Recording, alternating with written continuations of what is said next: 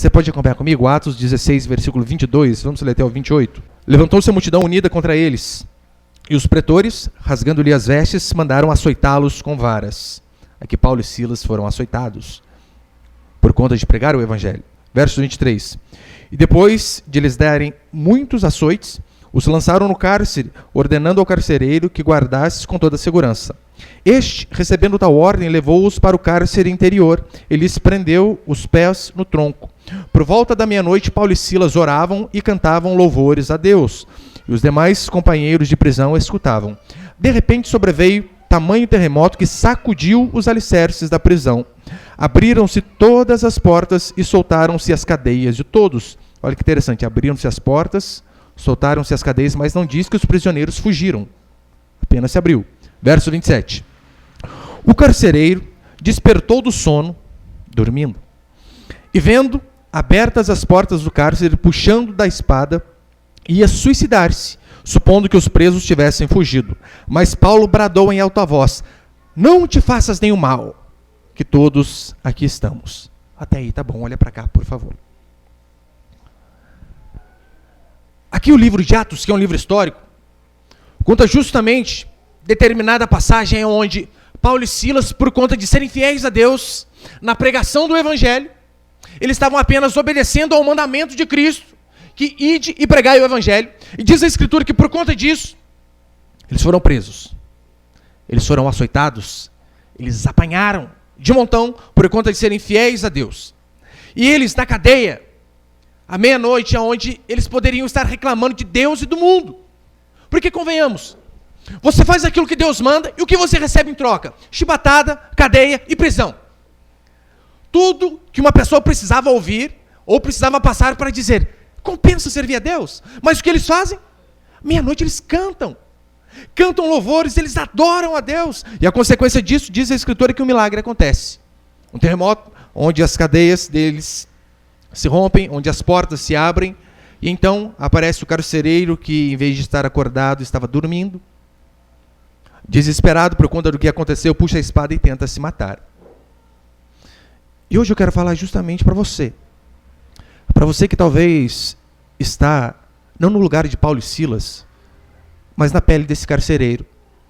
Para você que em determinado momento da sua vida, talvez você perdeu a esperança. Porque foi isso que aconteceu com ele. Se desesperou. Perdeu todas as esperanças. Talvez o seu problema não são celas abertas, mas você entrou aqui com um problema no seu coração, um coração apertado, cheio de incertezas. Talvez o seu problema não é que você viu a porta de uma cela aberta, mas talvez foi a porta da sua casa, o dia que a sua esposa foi embora, o dia que seu marido foi embora, o dia que os seus filhos foram embora e de repente foram para as drogas, para as bebidas, para as perdições. E então entraram as crises infindáveis dentro da sua casa.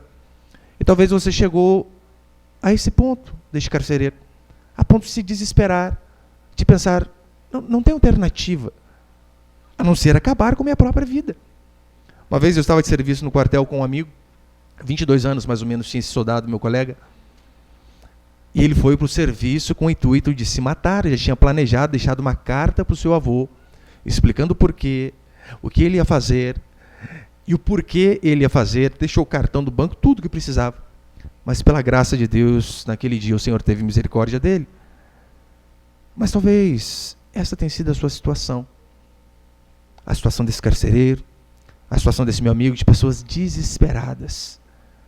Ele olhou para aquela cela aberta e disse: acabou, não tem o que fazer. Não é isso que nós pensamos em determinadas circunstâncias das nossas vidas? Será? Será que dá?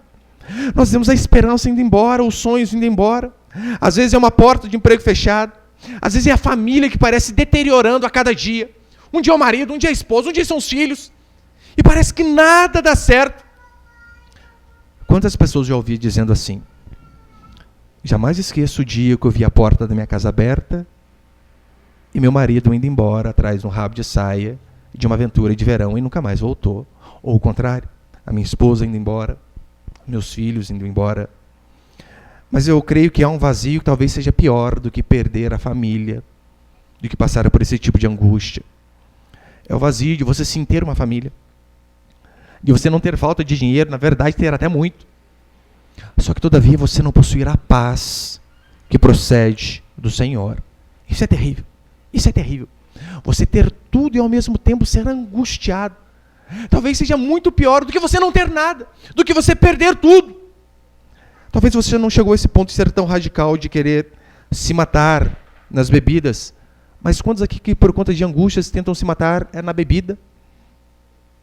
É no prazer? É nas curtições, nas baladas da vida? No adultério, nos prazeres que a vida oferece? Talvez você, mesmo dentro de igreja, e depois de tempos, você continua com vazio dentro do seu coração. E você tenta fazer o quê? Preencher esse vazio de alguma forma. Alguns são mais inteligentes, sabe o que eles costumam fazer? Eles tentam preencher esse vazio com trabalho. Eles têm aquele lema, olha, meu nome é trabalho. Lembra o Muricy, técnico de São Paulo? Aqui é trabalho, rapaz. Então eles pensam que ganhando dinheiro, trabalhando muito, seus problemas serão resolvidos. Não serão.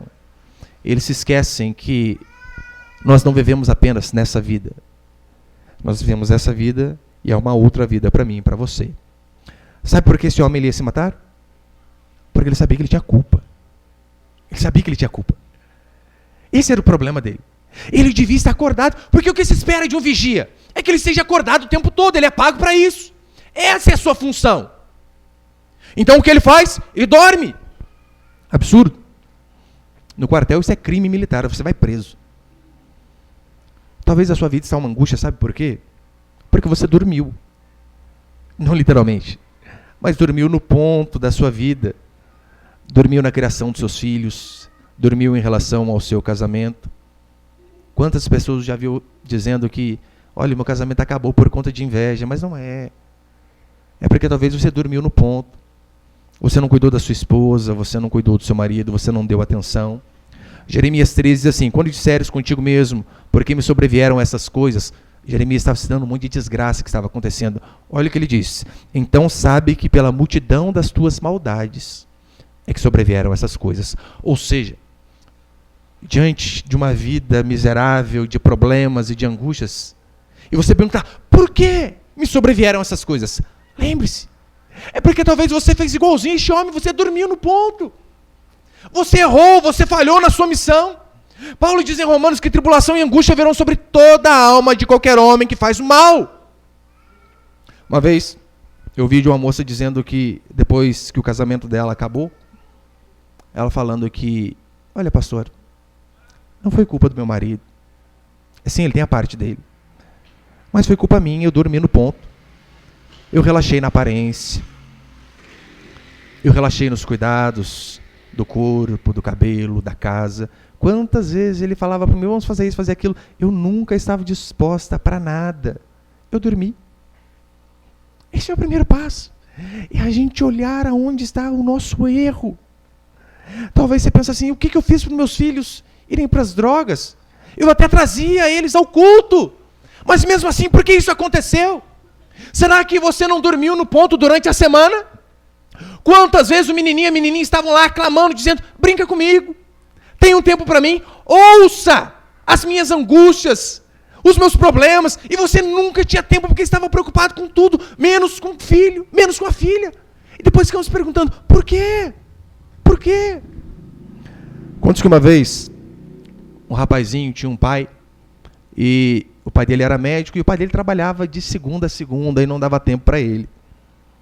Então ele disse assim, pai, quanto é uma consulta do senhor? O pai dele, mas para que saber? Que besteira. Está doente? Não está doente. Então o pai dele respondeu lá o valor, R$800, R$900, não sei quanto é. Então depois de 3 meses, esse menininho chega com seu cofrinho aberto, despeja aquele monte de nota e moeda assim na mesa do pai dele, e diz assim, pai, o senhor tem 1 hora para brincar comigo agora? Está aqui o dinheiro. Você consegue perceber que nós fazemos isso constantemente?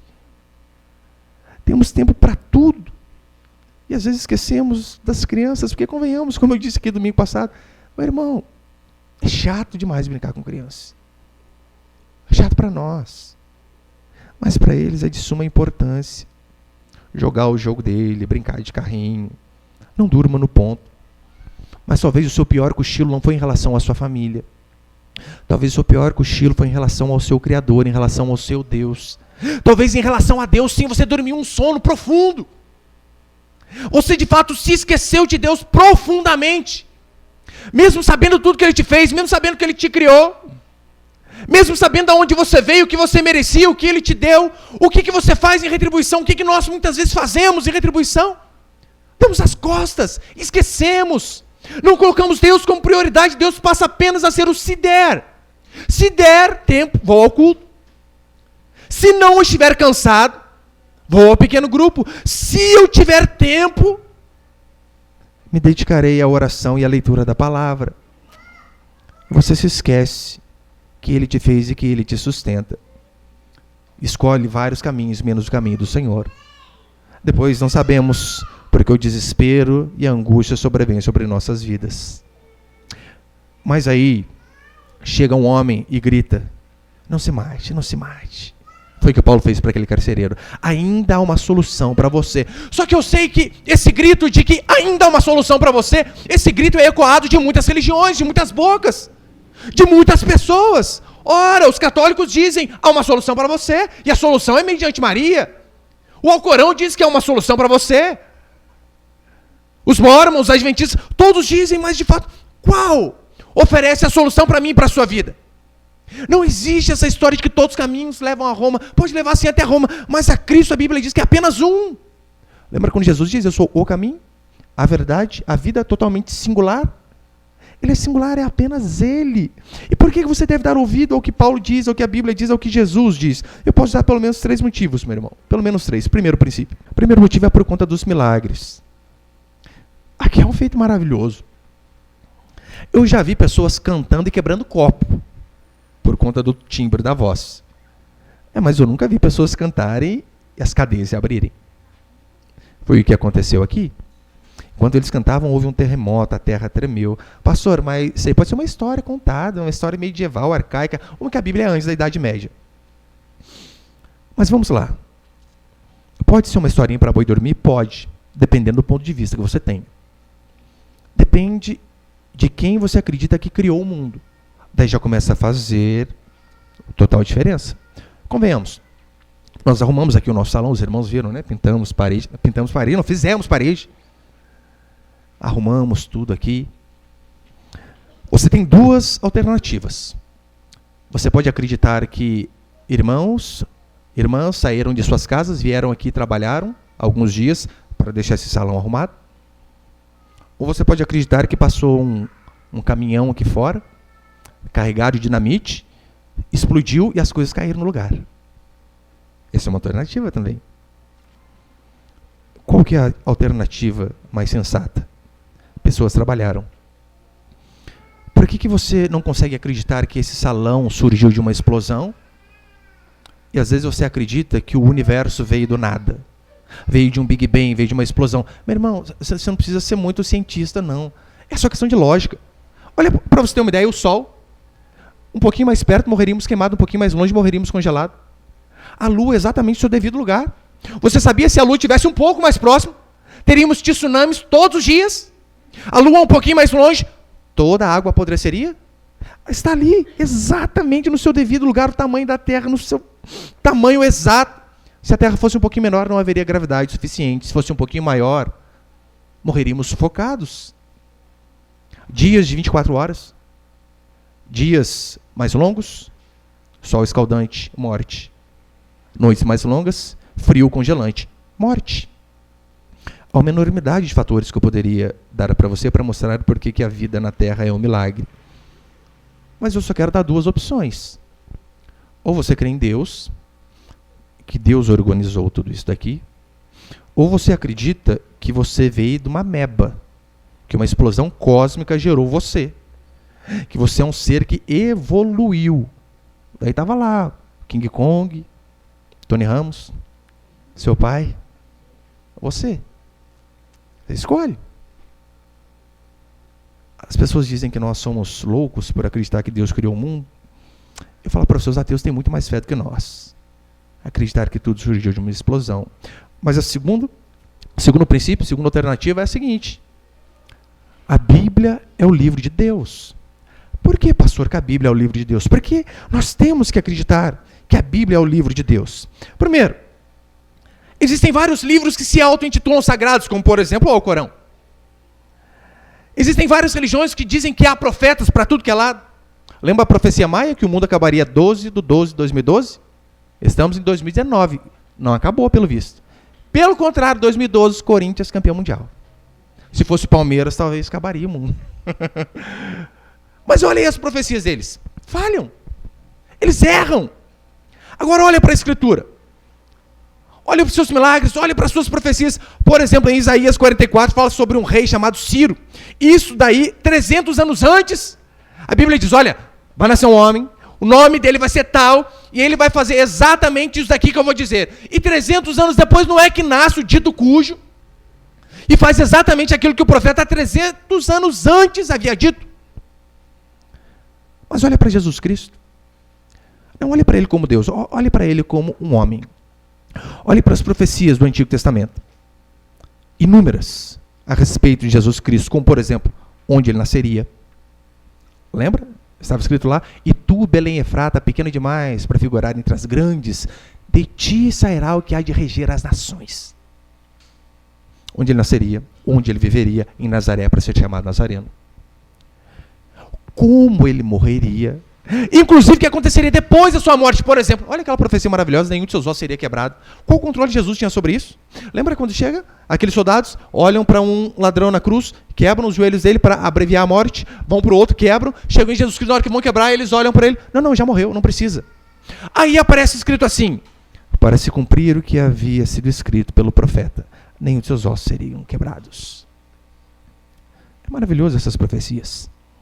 Para que apenas 8 profecias a respeito de Jesus, são cerca de 300, meus irmãos, 300.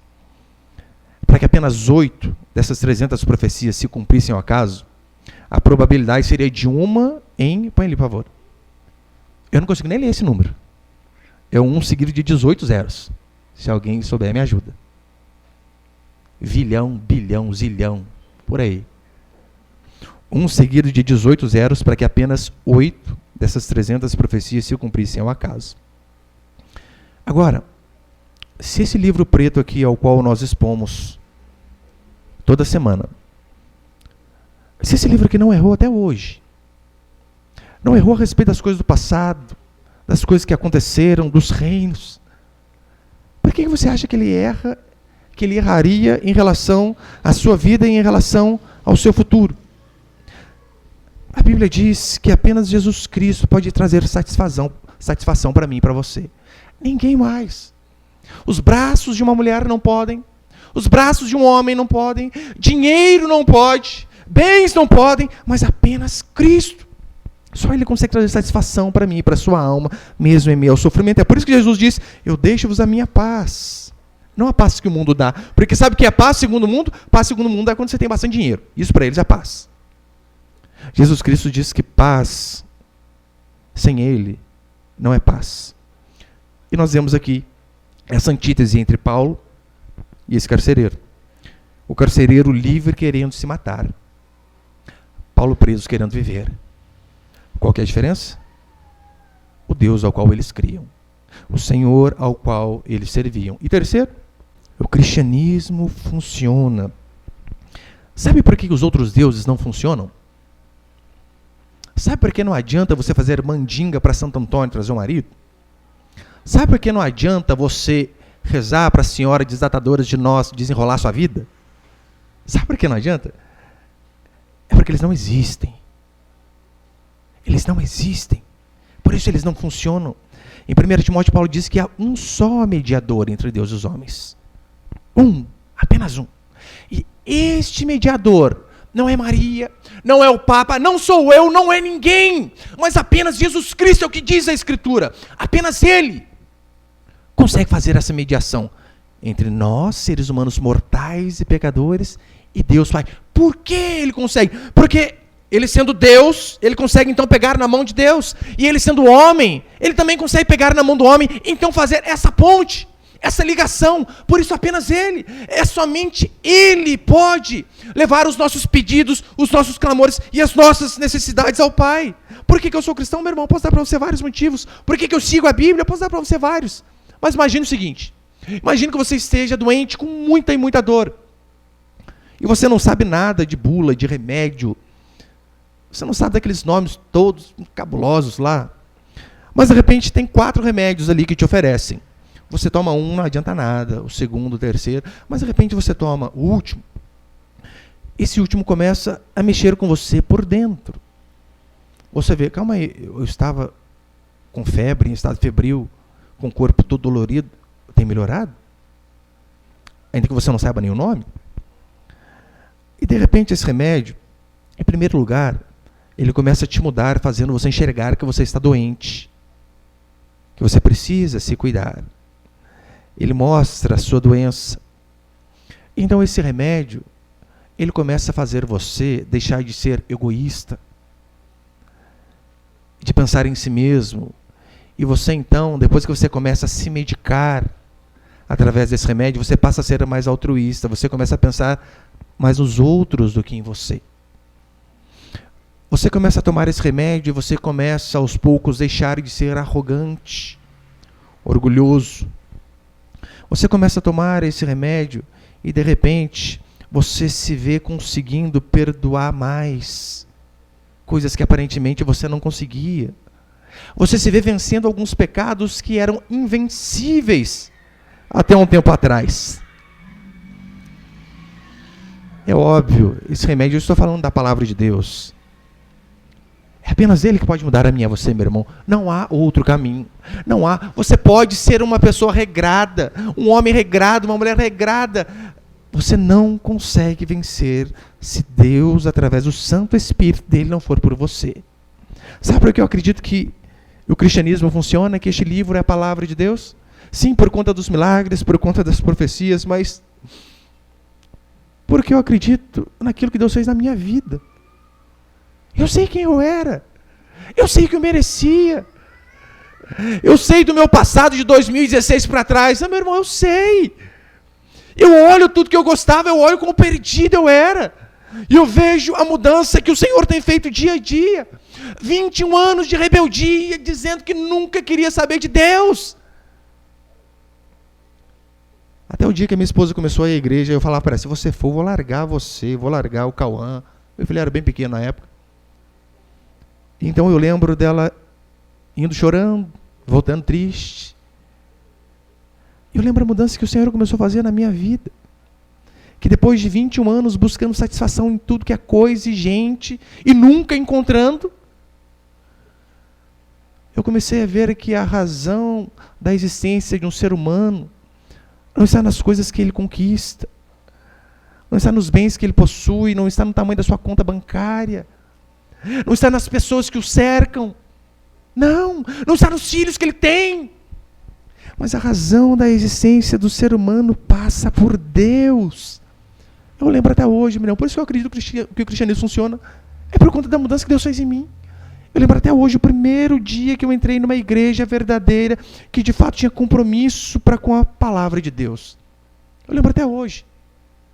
Eu lembro de ver meninas conversando com a minha esposa com um sorriso de orelha a orelha, e eu todo duro dizendo, mas é claro, a vida dela deve ser uma maravilha. E depois eu descobri que vivia de reciclagem, que caminhava 5 quilômetros para ir até o culto, voltava mais 5 quilômetros e apanhava da mãe de fio de ferro, simplesmente para ir buscar a Deus.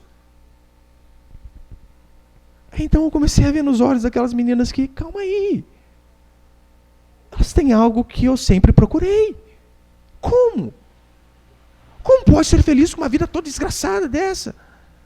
Essa alegria que eu procurei em coisas, em conquistas, em pessoas, em bens. Como pode tudo que eu sempre sonhei, eu vi estampado no rosto delas? Isso não é possível. Então eu descobri que elas tinham algo que eu não tinha.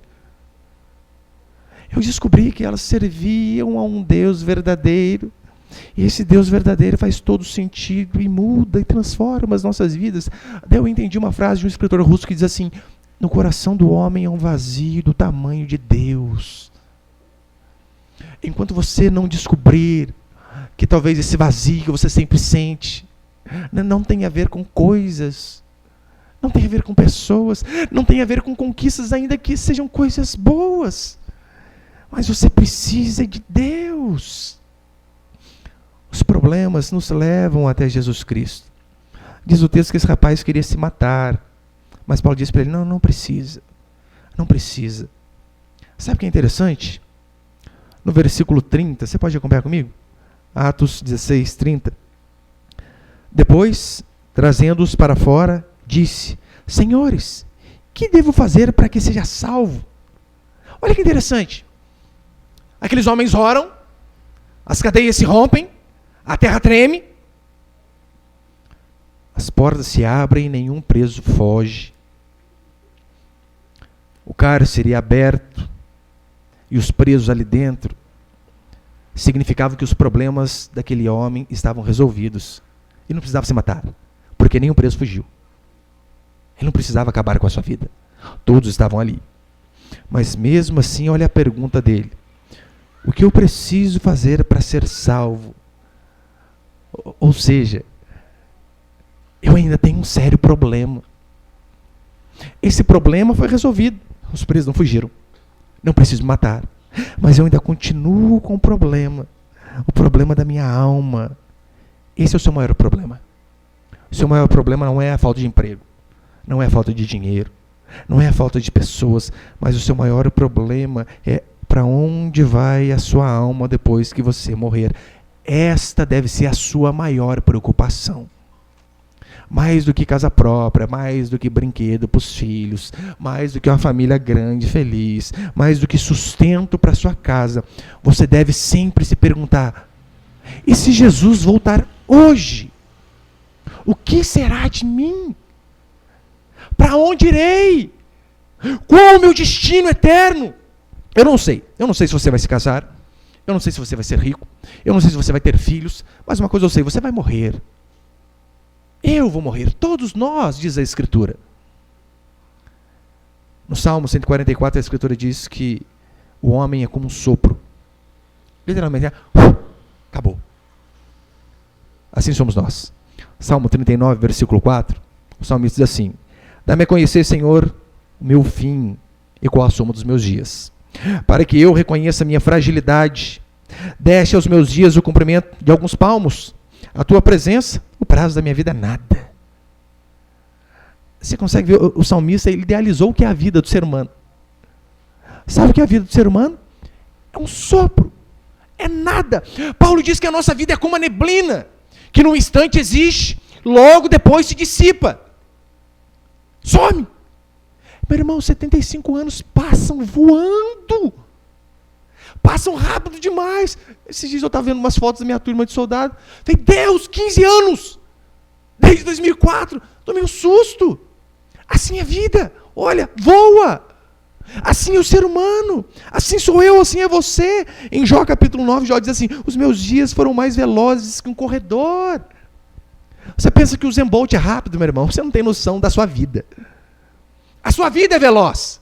Ela passa no estalar de dedos, e Isaías 55 diz assim, buscai o Senhor enquanto se pode achar, invocai-o enquanto está perto. Busque o Senhor enquanto você o pode encontrar. Hoje nós vemos um Cristo que está de braços abertos, esperando que nós, sem arrependimento, nos acheguemos a Ele. Esse é o Senhor ao qual nós vemos hoje. Mas a Escritura diz que no estalar de dedos, sem que nós percebamos, a nossa vida vai acabar, o Senhor voltará. E então, esse Cristo que morreu com os braços abertos, dizendo, venha a solução para você, esse Cristo, ele voltará. Diz a Escritura que ele não irá voltar como um servo subserviente, que se dobra, que se humilha, como diz Paulo em Filipenses. Mas diz a Escritura que ele um dia voltará, sabe como? Como Rei dos Reis, com o seu cetro de justiça nas mãos, para julgar todo aquele que no sopro de vida que teve não se arrependeu dos seus pecados. É isso que vai acontecer. Esta é a imagem do Senhor que nós teremos. Em sua volta ele será como um juiz sentado no seu trono. Por isso só há uma alternativa para mim e para você. Arrependa-se. Mude de vida. Deixe os pecados de lado. Faça uma autoanálise, decida de fato se entregar a Deus de todo o seu coração, com tudo que você tem. Decida obedecê-lo em tudo que Ele ordena, ainda que isso vá contra as suas vontades, porque essas vontades, em sua maioria, são carnais, egoístas. Você quer fazer a sua vontade, mas a Escritura diz que a única alternativa é que eu e você venhamos a nos dobrar diante de Deus e nos rendermos a Ele. Do contrário, não há alternativa. Do contrário, não há chance para mim e para você. Esse é o seu verdadeiro problema. Você está em guerra com o Criador, é o que diz a Escritura. A Bíblia diz que nós somos inimigos de Deus. E enquanto você não reconhecer isso e não se arrepender dos seus pecados, você não vai ter paz. É isso que Isaías diz. Para os perversos, disse meu Deus, não há paz. Pode haver dinheiro, sim. Pode haver prazer. Olha o Neymar aí, você viu que maravilha, né? Sai com tudo que é tipo de gente. As mulheres se insinuam, se oferecem para ele. Pode ter o prazer que quiser, pode sair com todo mundo. Paz não vai ter. Mesmo com milhões na conta. Não terá.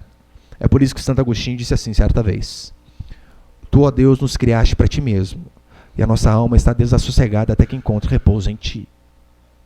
O Senhor fez a mim e a você para Ele. Para Ele.